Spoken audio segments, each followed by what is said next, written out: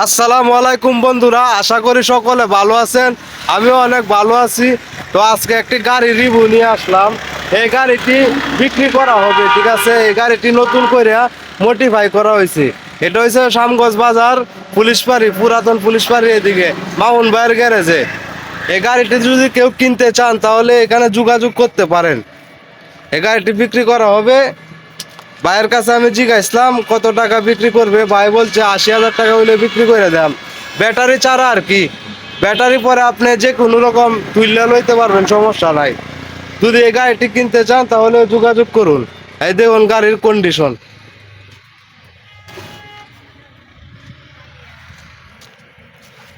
গাড়ির কন্ডিশন ভালোই আছে।